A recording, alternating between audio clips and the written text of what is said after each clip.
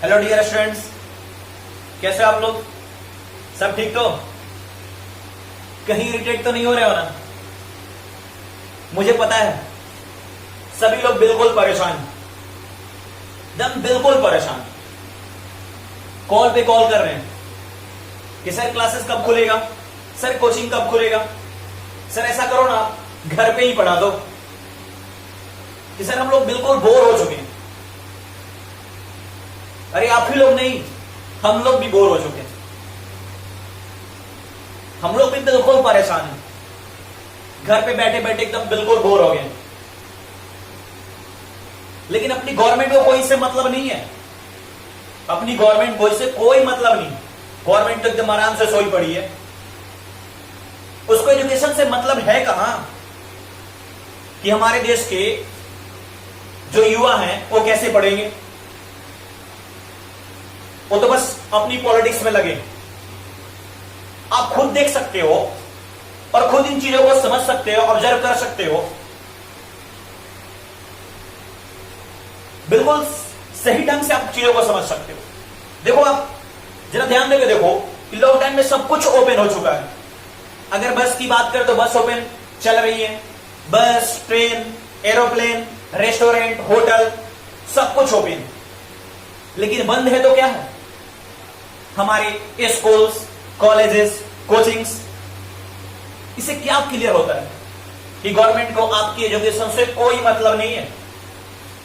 बस वो अपनी पॉलिटिक्स के बारे में सोच रही है कि हमारे बिहार में पॉलिटिक्स कैसे चलेगा। और गवर्नमेंट इसी बात पर ज्यादा जोर दे रही है कि ऑनलाइन क्लासेस करो, ऑनलाइन पढ़ो। लेकिन आप भी अच्छी तरह से जानते हो कितने बच्चे ऑनलाइन पढ़ते हैं और कितने बच्चों के पास ऑनलाइन फैसिलिटीज है। कुछ बच्चे पढ़ भी रहे हैं ऑनलाइन, लेकिन आपको भी ये बातें अच्छी तरह से पता है कि ऑनलाइन कितने पढ़ने वाले ऑनलाइन पढ़ने तो जाते हैं, लेकिन मोबाइल पर क्या करने लगते हैं? कुछ और काम करने लगते हैं। ये बात सभी जानते हो। लेकिन मैं आपसे रिक्वेस्ट करूंगा, गवर्नमेंट को तो कोई मतलब है या नहीं है, एजुकेशन से कोई मतलब हो या नहीं हो, लेकिन हमारा ड्यूटी क्या है? हमें पढ़ना है। तो जब हम ऑनलाइन क्लासेस कर रहे हैं तो हम लोग क्या व्हाट्सएप, फेसबुक, इन सब चीजों पर ध्यान कम दो। अब बच्चे क्या ना आजकल हेलो पे काफी व्यस्त रहते हैं, राइट? व्हाट्सएप पे, फेसबुक पे, इंस्टाग्राम पे, हर जगह बच्चे व्यस्त हैं। मैं कहूंगा कि इन सब चीजों से ध्यान हटाकर आप क्या ध्यान दो? तो अपनी एजुकेशन पर दो। क्लियर है बातें? और आप ही को ध्यान देना होगा। गवर्नमेंट को आपसे कोई मतलब नहीं है। वो तो बस सबको साक्षर बना रही है कि बस सभी लोग साक्षर हो जाए। अच्छी एजुकेशन की बात गवर्नमेंट नहीं करती है। तो क्या करना होगा? हमें खुद ध्यान देना होगा अपनी एजुकेशन पर। बिल्कुल अच्छे से ध्यान दो अपनी एजुकेशन पर। और मैं कहूंगा कि ईच एंड एवरी वीडियो आप ध्यान से देखो। और आज हम स्टार्ट करने जा रहे हैं एक्सरसाइज 4.3 के लिए। हम लोग थ्योरी पर बात करेंगे एक नए उमंग और एक नए जोश के साथ। हमारे अंदर एनर्जी होना चाहिए अच्छे से पढ़ाई करने के लिए। क्लियर है? तो चलो आज स्टार्ट करते हैं एक न्यू टॉपिक। और आपके लिए वो टॉपिक न्यू नहीं है। आप उस टॉपिक के बारे में क्लास 9 में, क्लास 10 में ऑलरेडी पढ़ चुके हो। आपने नाम जरूर सुना होगा, एरिया ऑफ ट्रायंगल।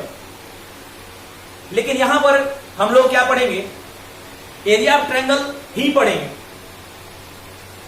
लेकिन हम लोग एरिया ऑफ ट्रायंगल को डिटरमिनेंट्स में कैसे यूज करते हैं, यानी कहने का मतलब यह है using determinants how to find area of triangle. बातें पकड़ में आ रही होगी? तो चलो स्टार्ट किया जाए। हेडिंग देंगे हम लोग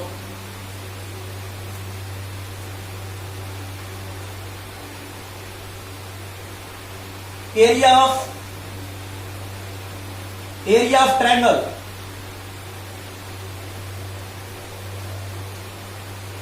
और सभी बच्चे जानते होंगे कि एरिया ऑफ ट्रायंगल क्या होता है। जरा देखोगे, सपोज ये आपका एक ट्रायंगल है, ए बी और सी, और ये वर्टिसेज है, और इसका कोऑर्डिनेट भी हम जानते हैं। चलो मैं लिख देता हूं, x1 y1 कोऑर्डिनेट जूम कर लिया, और इसका x2 y2 कोऑर्डिनेट जूम कर लिया, और इसका हमने x3 y3 कोऑर्डिनेट जूम कर लिया। और इस ट्रायंगल का एरिया आई थिंक सभी लोग जानते होंगे, क्लास 10th में जरूर मिला होगा पढ़ने, 9th या 10th में। देखो अगर मैं लिखूंगा तो आपको शायद ही आ जाएगा कि एरिया क्या होता है, 1/2 into x1 y2 minus y3 plus x2 y3 minus y1 plus x3 y1 minus y2। यही हमारा एरिया ऑफ ट्रायंगल होता है।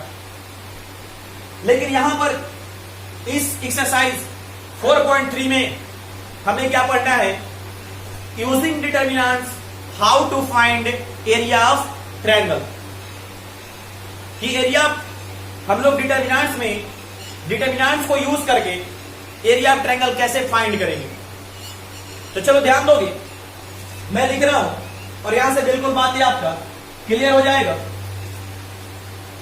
ये बात तो आप जानते हो कि सर कितना एरिया होता है ट्रायंगल का, और इसी को हम लोग डिटर्मिनेंट में बात करेंगे। तो मैं यहां लिख रहा हूं,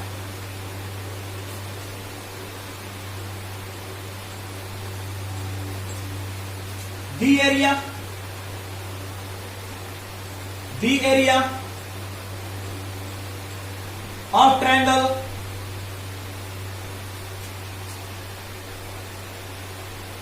whose vertices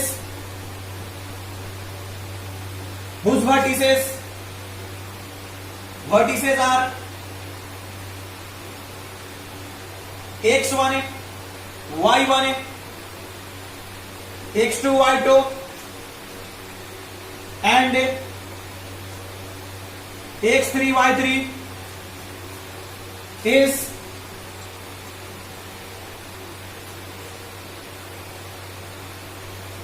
1/2 इंटू, यही बात है एरिया ऑफ ट्रायंगल। हमने क्या लिखा, the area of triangle whose vertices are x1 y1 x2 y2 and x3 y3, जिसका वर्टिसेस क्या हमने ऑलरेडी यहां पर दिखा दिया है। और इसका एरिया हम लोग जानते हैं कि इतना होता है, और मैं यहां पर ये डिस्कस नहीं करने जा रहा हूं कि कैसे ये होता है। क्लास 10th में, ये क्लास 9th या 10th में हम लोग इस बात को सीखे होंगे, तो मैं इसको डिफाइन नहीं करने जा रहा हूं कितना कैसे होता है, ये सर कहां से आएगा। बातें क्लियर है? तब चलो देखोगे, ये क्या होता है हमारा x1 y2 minus y3 plus x2 y3 minus y1 plus x3 y1 minus y2, right. अब देखोगे, ये तो हमारा क्या हो गया, ये हमारा एरिया ऑफ ट्रायंगल हो गया। लेकिन हम लोग इसे एरिया ऑफ ट्रायंगल को डिटर्मिनेंट फॉर्म में कैसे लिखेंगे, क्योंकि हमें यहां सीखना है कि हम लोग किसी ट्रायंगल का एरिया डिटर्मिनेंट्स को यूज करें कैसे फाइंड करेंगे। तो देखा जाए, now this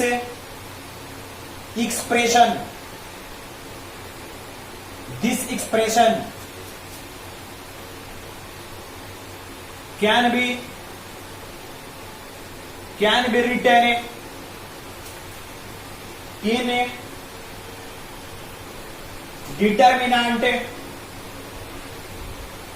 determinant form as, ध्यान दोगे, ये जो हमारा एक्सप्रेशन है इसे हम लोग डिटर्मिनेंट फॉर्म में कैसे लिखेंगे? तो हमने लिखा कि now this expression can be written in determinant form as, देखो कैसे लिखते हैं, डेल इक्वल टू 1/2। यहां पर डेल का मतलब क्या है? Area of triangle. डेल का मतलब क्या है? Area of triangle. 1/2 डिटर्मिनेंट है, x1 है, y1 है 1, x2 y2 1, x3 y3 1। बातें क्लियर है? अब जरा ध्यान दोगे, यहां पर हम लोग पहले से जानते थे कि area of triangle find out करने का फार्मूला कौन सा है? तो ये वाला फार्मूला है कि 1/2 into x1 into y2 minus y3 plus x2 into y3 minus y1 plus x3 into y1 minus y2। ये अलजेब्रिक फॉर्म में, और ये भी क्या है? एरिया ऑफ ट्रायंगल फाइंड करने का ही फार्मूला है। लेकिन ये किस फॉर्म में है? तो ये डिटर्मिनेंट फॉर्म में। यानी कहने का मतलब दोनों एक ही है, लेकिन क्या ये अलजेब्रिक फॉर्म में है और ये डिटर्मिनेंट फॉर्म में। अब आपके मन में क्वेश्चन एराइज हो रहा होगा कि सर दोनों इक्वल है क्या? तो जब ये अलजेब्रिक फॉर्म है और ये डिटर्मिनेंट फॉर्म है, तो क्या दोनों तो एरिया ऑफ ट्रायंगल का ही फार्मूला है, तो दोनों तो इक्वल होना चाहिए। अब आपके दिमाग में ये बात जा रही होगी कि सर इक्वल है तो आप प्रूफ करके दिखा दो कि दोनों इक्वल है। तो चलो भैया मैं प्रूफ करके दिखा देता हूं कि ये इक्वल है कि नहीं। तो चलो देखा जाए, आगे बात करते हैं।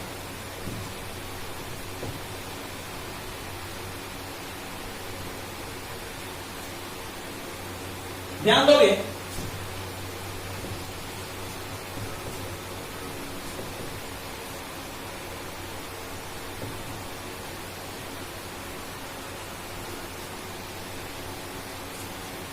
अब देखोगे हम लोगों ने इतना लिखा और मैं कह रहा हूं कि दोनों इक्वल है, तो इससे हम लोग इतना लिख सकते हैं जब इक्वल है तो चलो इसको सोल्व करते हैं। अगर इसको हम सोल्व करते हैं और इतना आ जाता है, इसका मतलब क्या हमारा दोनों इक्वल। तो चलो सोल्व करते हैं। 1/2, और मैं आपसे कह रहा हूं कि फर्स्ट कॉलम के लॉन्ग एक्सपैंड करो, फर्स्ट कॉलम के लॉन्ग एक्सपैंड करो, तो क्या हो जाएगा? ये x1 है, x1 है, फर्स्ट रो और फर्स्ट कॉलम डिलीट, तो क्या मिलेगा? y2 1 है, y3 1, y2 1 है, y3 1 है। फिर क्या होता है? माइनस प्लस माइनस प्लस, तो माइनस x2 क्या आ जाएगा? Minus x2। अब देखोगे ये आपका सेकेंड रो में है और फर्स्ट कॉलम में है, तो सेकेंड रो और फर्स्ट कॉलम डिलीट, तो क्या रेस्ट हो जाएगा? y1 1 है, y3 1, y1 1 है, y3 1 प्लस, क्योंकि क्या होता है? प्लस माइनस प्लस होता है, तो ये प्लस हो गया प्लस, और यहां पर x3 में लिख रहा हूं। अब देखोगे अब ये किस रो में है? थर्ड रो और फर्स्ट कॉलम, तो ये और ये डिलीट, तो y1 1, y2 1, यहां मिलेगा y1 1, y2 1। चलो इसे सोल्व करते हैं। 1/2 इंटू x1, और इसे सोल्व करेंगे तो y2 इंटू 1 है, y2 माइनस y3 इंटू 1 है, y3 माइनस x2। अब इसे सोल्व करते हैं तो y1 इंटू 1 है, y1 माइनस y3 इंटू 1 है, y3 प्लस x3, और इसे सोल्व किया जाए y1 इंटू 1 है, तो y1 माइनस y2 इंटू 1 है। इधर अब क्या हो गया? तो y2, चलो मैं यहां लिख रहा हूं x3 y1 माइनस y2। अब ध्यान दोगे, चलो और भी एक स्टेप में आगे चल रहा हूं। 1/2 x1 y2 माइनस y3, जरा ध्यान दोगे ये माइनस है माइनस है, मैं यहां से माइनस अंदर से कॉमन ले रहा हूं, अंदर से माइनस कॉमन लूंगा तो ये अंदर वाला जब बाहर आएगा तो माइनस माइनस प्लस बनाएगा, तो ये जब प्लस बनेगा तो x2, और जब यहां से कॉमन हमने लिया है तो ये जो माइनस था वो प्लस बन जाएगा, यानी माइनस y3 था तो माइनस y3 क्या बन जाएगा, प्लस y3, तो y3 क्या पहले आ जाएगा, और जो प्लस y1 था ये क्या बन जाएगा, माइनस y1, ये माइनस y1 हो गया, और प्लस इधर क्या हमारा, तो x3 y1 माइनस y2, ये इतना मिल गया। अब जरा देखो ना, यही मिला क्या, देखो 1/2 x1 y2 minus y3 plus x2 y3 minus y1 plus x3 into y1 minus y2, ये मिला क्या, और यही तो हमारा क्या है, एरिया ऑफ ट्रायंगल, तो प्रूफ हो गया। तो हमें ये फार्मूला बिल्कुल याद रखना है, ये फार्मूला और ये फार्मूला, ये अलजेब्रिक फार्मूला है और ये डिटरमिनेंट फॉर्म में फार्मूला है। इसका और भी डिटरमिनेंट फॉर्म होता है, लेकिन क्या वो हमें यहां पर नहीं पढ़ना है, वैसे मैं उसे भी डिस्कस कर दूंगा। तो चलो नोट कर लो इसे, आगे बढ़ते हैं।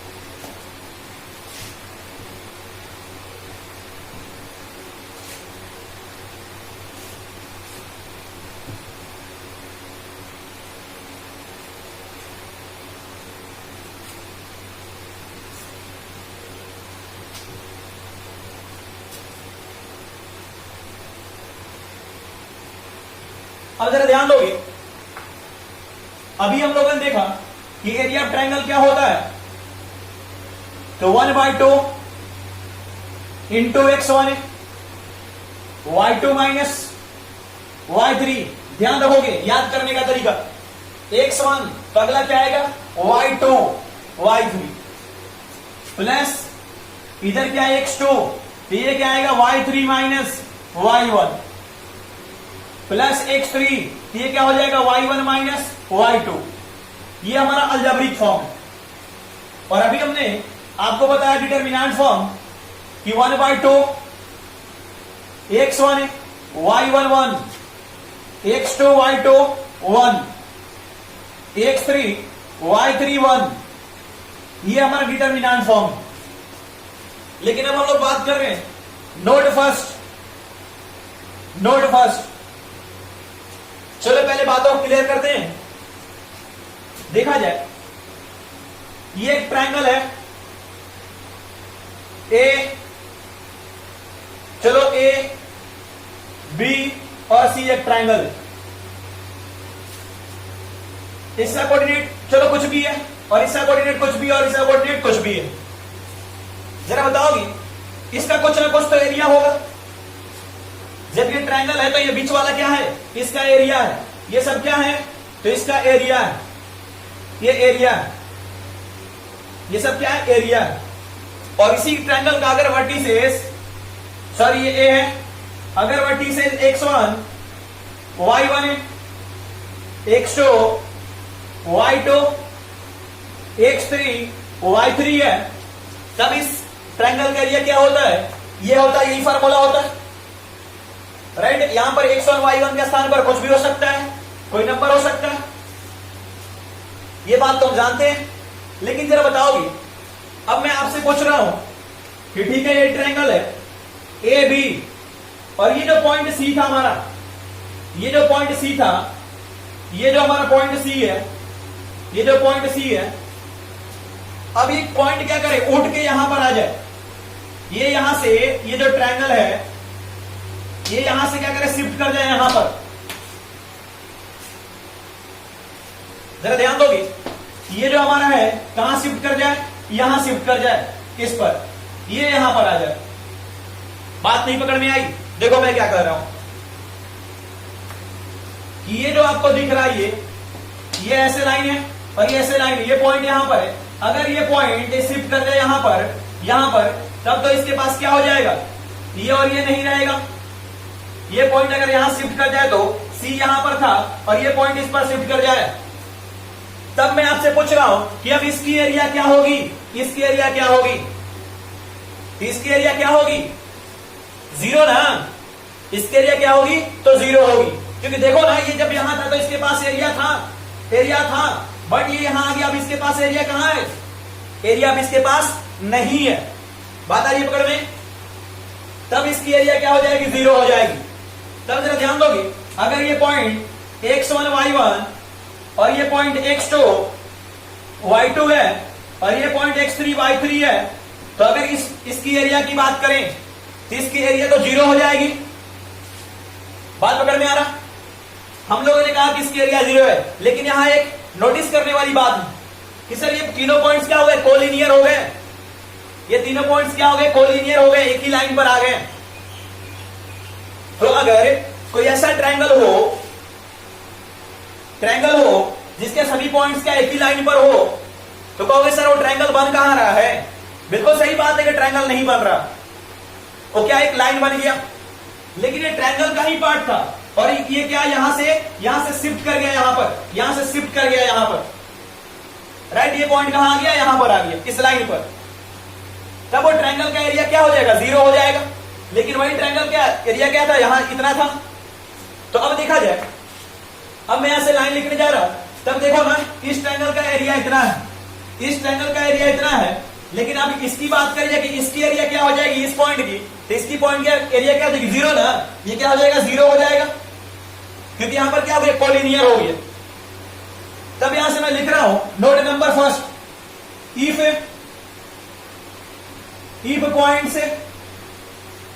Points A x1 y1 b x2 y2 and c x3 y3 are collinear, then area of triangle is क्या हो जाएगा, zero. Area of triangle is zero, that is, हम लोगों ने क्या कहा कि ट्रायंगल का जो एरिया है वो क्या हो जाएगा, जीरो हो जाएगा। तभी तो आप देख रहे हो यहां से, जरा बात तो समझना, ये भी तो हमारा एरिया है। तब तो हम लोगों ने ट्रायंगल का एरिया जीरो लिख दिया, तब तो यहां से लिख सकते हैं that is 1/2 x1 y1 1 x2 y2 1 x3 y3 1 equal to zero लिख सकते हैं क्या, बात आ रही है पकड़ में। तब यहां से हम लोग ये बातें लिख सकते हैं कि सर इसकी एरिया क्या हो जाएगी, जीरो हो जाएगी। और यहां से फाइनली हम लोग ये भी लिख सकते हैं देयरफॉर x1 y1 1, क्योंकि ये नीचे आएगा, क्रॉस मल्टीप्लीकेशन होगा तो क्या हो जाएगा, जीरो हो जाएगा। तो x1 y1 1 x2 y2 1 x3 y3 1 equal to zero. और ये जो कंडीशन मिला, ये क्या हो गया, कोलिनिटी का कंडीशन हो गया। ये क्या है, 3 पॉइंट्स है जो एक लाइन पर है कि कोलिनियर है, और जब कोलिनियर होगा तो क्या होगा, एरिया क्या होगा, जीरो होगा। बात पकड़ में आ रही है, क्लियर है बातें, note down.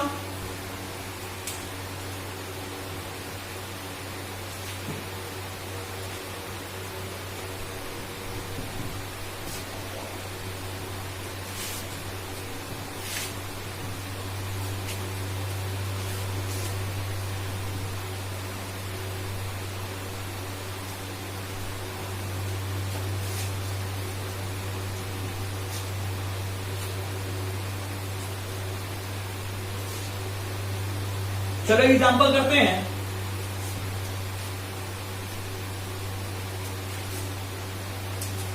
Example,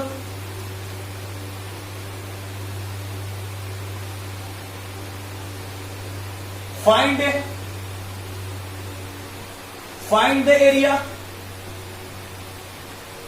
area of triangle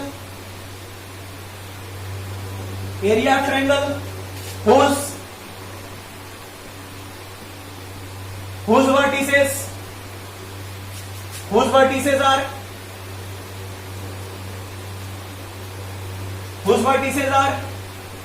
3 8 -4 2 and 5, 1. Correct. Find the area of triangle whose vertices are 3, 8 -4, ये 2 है हमारा। देखो अब क्लियर सी बात, हम लोग जानते हैं कि ये हमारा क्या दिया, x1 y1, क्योंकि वर्टिसेज है। देखो ना, पहले से समझ लो। सॉल्यूशन, एरिया ऑफ ट्रायंगल की बात कर रहा, उसकी वर्टिसेज की बात कर रहा, तो ट्रायंगल तो कुछ ऐसा रहा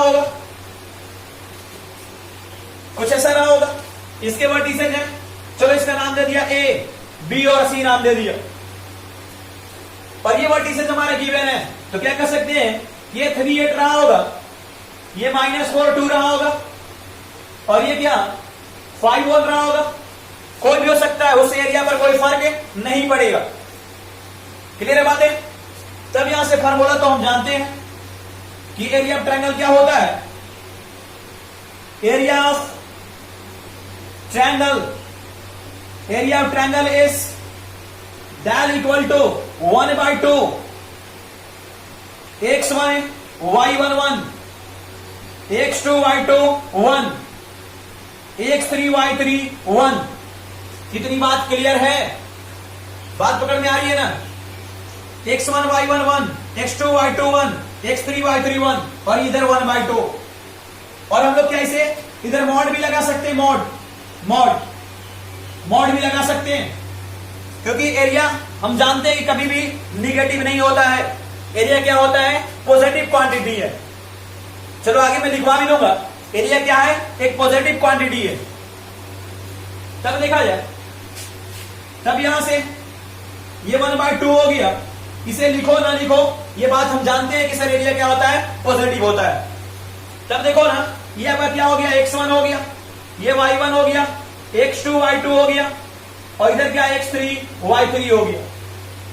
बस x1 के स्थान पर x1 को, y1 के स्थान पर y1 को, और x2 के स्थान पर x2 को, y2 के स्थान पर y2 को, x3 के स्थान पे x3 का स्थान पर x3 को, और y3 के स्थान पर y3 को क्या करना है, रिप्लेस कर देना है। तो चलो जरा देखोगे, x1 के स्थान पर क्या है, 3 है, क्या हो गया, 3 हो गया। y1 के स्थान पर क्या है, 8 है, तो ये 8 हो गया, और इधर तो 1 था ही पहले से।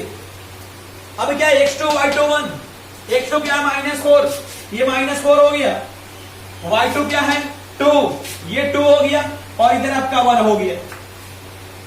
और x3 आपका क्या है, x3 आपका 5 है, y3 आपका क्या 1 है, तो ये हमारा 5 है, 1 हो गया। अब आप बताओगे क्या ये सोल्व नहीं करने आता है क्या आपको? बिल्कुल आता है। चलो सोल्व कर लो। 1/2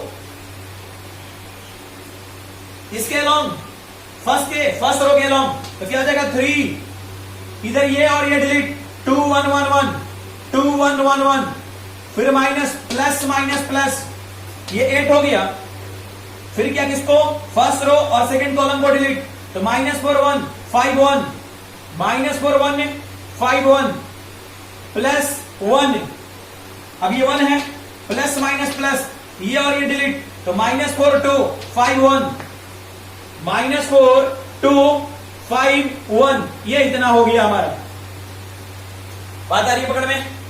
अब इसे सोल्व कर लेंगे। चलो सोल्व करते हैं।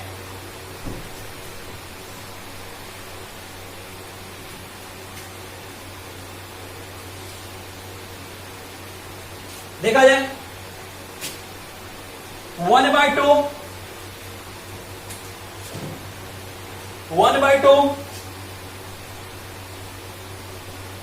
3, अभी से क्या 2 × 1 2 - 1 × 1 1, इधर -8 है, -4 × 1 -4 -5 × 1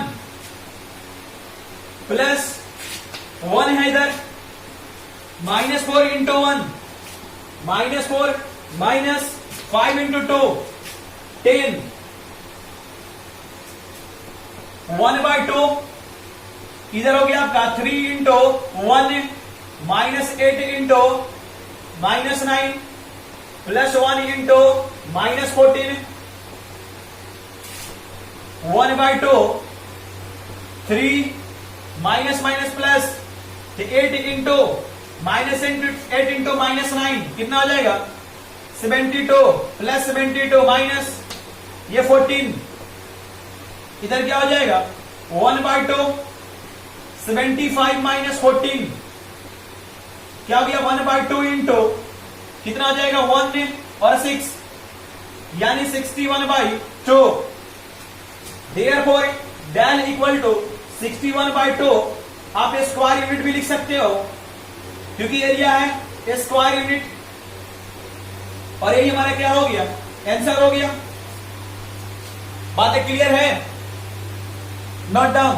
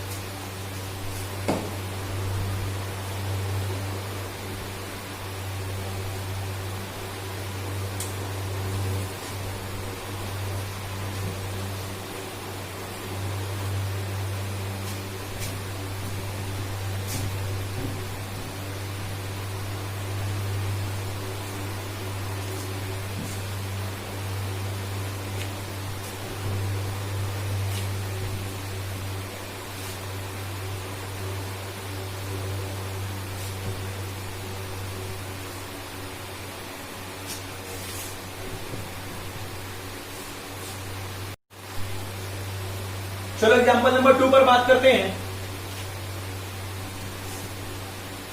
क्वेश्चन है if example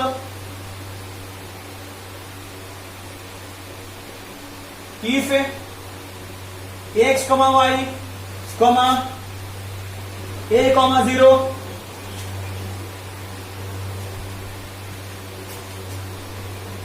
and 0, b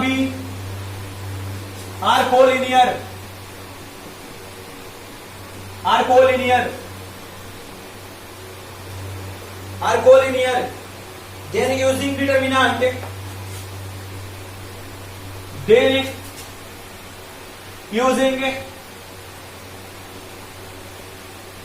determinant prove that x by a plus y by b equal to 1 जरा ध्यान दोगे क्वेश्चन में क्या कर रहा है कि if x y comma a0 and 0b are collinear और अभी जस्ट हमने आपको यह बताया है कि कोलिनियर का कंडीशन क्या होता है। कोलिनियर का कंडीशन क्या होता है तो x1 y1 1 है, x2 y2 1 है, x3 y3 1 है इक्वल टू क्या 0 ना। ये हमारा क्या है कोलिनियर का कंडीशन। बातें पकड़ में आ रहा क्योंकि कोलिनियर का मतलब क्या एरिया ऑफ ट्रायंगल यहां पर 0 ना, यानी अगर 3 पॉइंट्स गिवन है 3 पॉइंट्स क्या स्ट्रेट लाइन में, जैसे यहां पर ये क्या है कोलिनियर है तो एक स्ट्रेट लाइन में और स्ट्रेट लाइन में होंगे तो ट्रायंगल का ये पॉइंट क्या होगा ये पॉइंट उठकर यहां आ जाएगा। यही बात आपको बताया गया। तो चलो देखा जाए और इसी कंडीशन पर इस क्वेश्चन को हम लोग सोल्व कर लेंगे आसानी से। सॉल्यूशन है देखा जाए कहना कि एक से ये और पॉइंट और ये पॉइंट और ये पॉइंट क्या है कोलिनियर है। एक्स वाई सीन से x y comma a0 and 0, b are collinear then we can write क्या लिख सकते हैं हम लोग x1 के स्थान पर x, y1 के स्थान पर y और ये 1 रहा x2 के स्थान पर a, y2 0, ये 1, x3 0, y3 b और ये 1 इक्वल टू क्या 0। बात समझ में आई क्या? x1 y1, x2 y2, x3 y3 और इसको रिप्लेस कर दिया। अब इसको सोल्व करेंगे, चलो सोल्व करते हैं। सोल्व करते हैं इसे। फर्स्ट कॉलम के लॉन्ग प्लस माइनस प्लस, एक से ये और ये delete, 0 1 b1, 0 1 b1 minus a, ये और ये डिलीट, यानी फर्स्ट कॉलम और सेकेंड रो, तो y1 b1, इधर मिला y1 b1, इधर क्या प्लस प्लस 0 0। क्लियर बात है? आगे लिखकर कोई बेनिफिट नहीं, और इक्वल टू 0 0 है हमारा। चलो इसे सोल्व करते हैं।